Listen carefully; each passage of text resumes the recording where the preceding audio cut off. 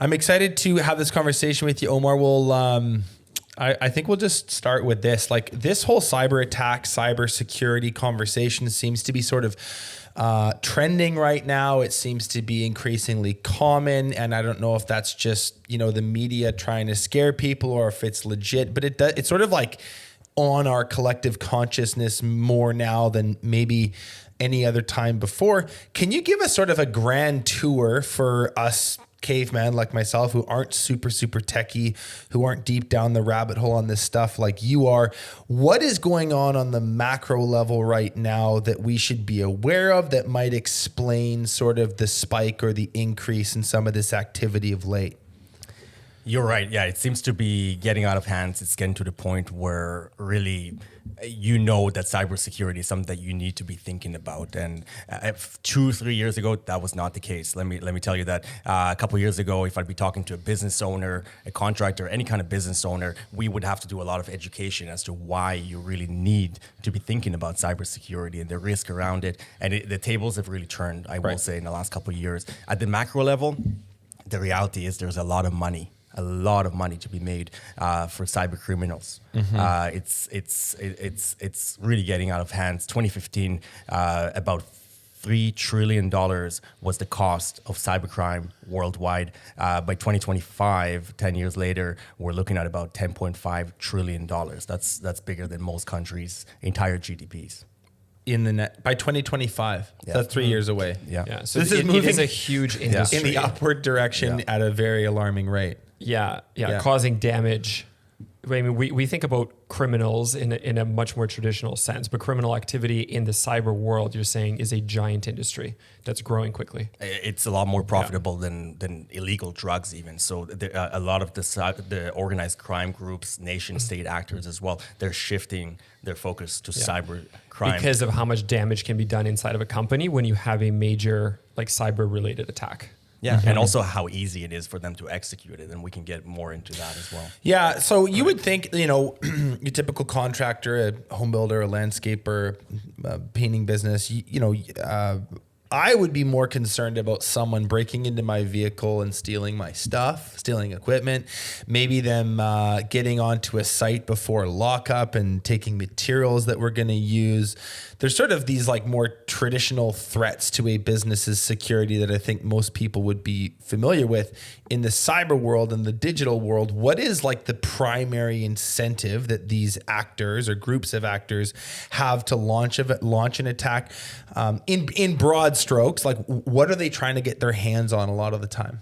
So it could be a couple of reasons. One, for some attacks, they're coming after your intellectual property. Right. That doesn't really relate to contractors, however. With contractors and similar businesses, what we're seeing is that they typically would be coming after your crown jewel. They would be essentially trying to put a stop to your operations and stop and essentially force you into buying your data back or buying your operations back. In a straight exchange for money. Yes. Yeah.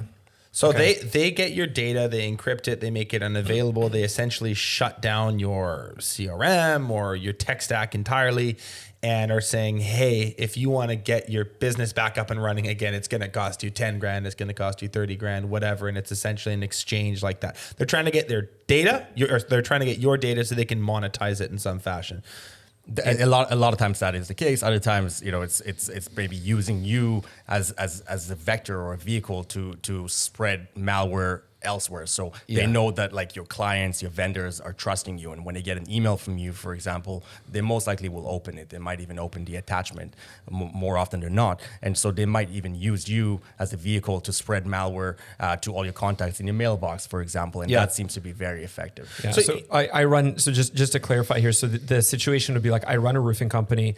I've got in my system between my produced jobs, my booked jobs, the estimates I've done, and all the leads that I haven't even, let's just say I've got 5,000 to 6,000 contacts between all those groups.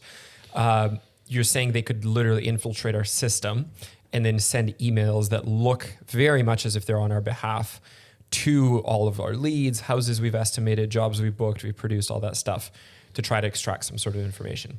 That's exactly it. And a lot of times it would be on your behalf. It would be actually coming out of your actual Our domain. mailbox, Yeah, your yeah. entire your actual domain. Yeah. Yeah. And most often you won't even know about it. It's happening behind the scenes. All of a sudden you're getting weird emails. People are Yeah. responding to those emails, or you're getting like automatic replies, and you're wondering what is going on. But at that point, it's too late. It's already too late. You'd mentioned some really big alarming numbers at the beginning, like 3 trillion in 2015, moving towards 10 trillion in 2025. Like, this might sound like a basic question, but can you just like help explain for me like how the industry has developed around this? Like, who are these people? Where do they live? Where is this stuff happening? Like, what is the typical day in the life of one of these kind of shady hacker type persons or groups look like? Yeah, so a lot of times when we think about hackers, we think about that guy with the black hoodie. Yeah, right? in a cave. I think in it's Namibia. somebody from the Matrix, or like someone in like a bunker in Serbia or something doing something weird overseas. Is that the case, or is that just a stereotype? It is a stereotype. A lot, really, in the reality is these people they wake up in the morning, they put their clothes on, and they go to the office, much like we do. They go into a building, an office building. They're not usually working from home.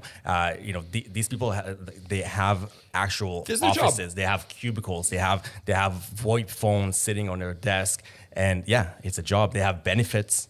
They have all of that. Yeah, so they get dressed, they put on their nice shirt, they get in They the have a car. card. Yeah, they get in the car, business they card. drive to work. Yeah, this is legit. That's it. It's Yeah. big business. It is. I mean, big business. there's so much money in there. It's so profitable that it really has become an extremely effective business. Yeah, so Benji Carlson, hacker. So let's do a bit of a rundown of like the most common threats. I'm sure that there's a much longer list, and we could get super technical, but maybe give us like 4 or 5 of the most common attacks that you see launched that we should make our listeners aware of. Listen, if you like that clip, you can watch the full episode by clicking here. If you're not yet subscribed, you probably should be, and you can do that by clicking right here.